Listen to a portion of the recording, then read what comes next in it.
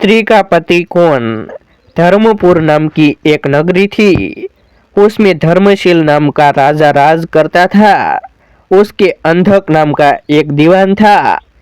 एक दिन दीवान ने कहा, महाराज, एक मंदिर बनवाकर देवी को बिठाकर पूजा की जाए तो बड़ा पुण्य मिलेगा। राजा ने ऐसा ही किया।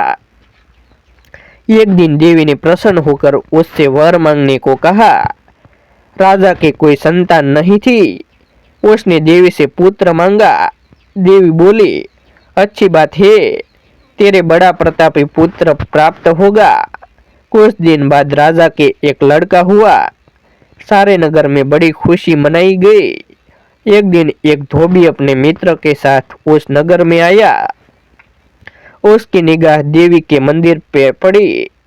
उसने देवी को प्रणाम करने का इरादा किया।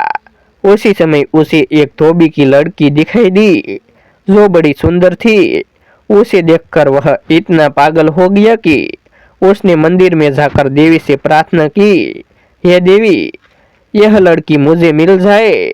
अगर मिल गई तो मैं अपना सिर तुझ पर चढ़ा दूंगा। इसके बाद वह हर घड़ी बेचैन रहने लगा। उसके मित्र ने उसके पिता से सारा हाल कहा। अपने बेटे की यह हालत देखकर वह लड़की के पिता के पास गया और उसके अनुरोध करने पर दोनों का विवाह हो गया। विवाह के कुछ दिन बाद लड़की के पिता के यहाँ उत्सव हुआ। इसमें शामिल होने के लिए न्योता आया। मित्र को साथ लेकर दोनों चले। रास्ते में उसी देवी का मंदिर पड़ा तो लड़के को अपना वादा याद आ गया।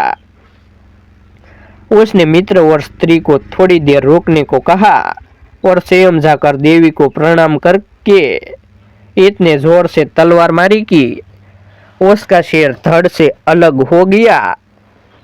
देर हो जाने पर जब उसका मित्र मंदिर के अंदर गया तो देखता है क्या कि उसके मित्र का सिर धड़ से अलग पड़ा है। उसने सोचा कि यह दुनिया बड़ी बुरी है। कोई यह तो समझेगा नहीं कि इसने अपने आप शीश चढ़ाया है। सब यही कहेंगे कि इसकी सुंदर स्त्री को हड़पने के लिए मैंने इसकी गर्दन काट दी। इससे कहीं मर जाना अच्छा है। यह सोच उसने तलवार लेकर अपनी गर्दन उड़ा दी। उधर बाहर खड़ी खड़ी स्त्री हैरान हो गई तो वह मंदिर के भीतर गई। देखकर सचेत रह गई। सोचने लगी कि दुनिया कहेगी यह बुरी औरत होगी, इसलिए दोनों को मार आई। इस बदनामी से मर जाना अच्छा है। यह सोचकर उसने तलवार उठाई और जैसे ही गर्दन पर मारनी चाही कि देवी ने प्रकट होकर उसका हाथ पकड़ लिया और कहा, मैं तुझ पर प्रसन्न हूँ, जो चाहो सो मांगो। स्त्री बोली, हे देवी, इन दोनों को जिंदा कर दो।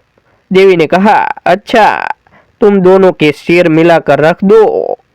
घबराहट में स्त्री ने सिर जोड़े तो गलती से एक का सिर दूसरे के धड़ पर लग गया। देवी ने दोनों को जिंदा कर दिया। अब वे दोनों आपस में झगड़ने लगे। एक कहता था कि यह स्त्री मेरी है, दूसरा कहता कि मेरी। बेताल बोला, हे राजन, बताओ कि यह स्त्री किसकी हो?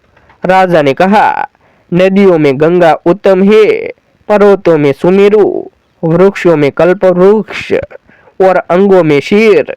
इसीलिए शीर पर पति का सिर लगा हो, वही पति होना चाहिए। इतना सुनकर बेताल फिर पेड़ पर जा लटका।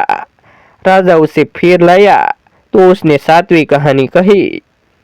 ऐसे ही नए नए वीडियो देखने के लिए हमारे YouTube चैनल सब्सक्राइब करें, वीडियो को लाइक करें और शेयर करें।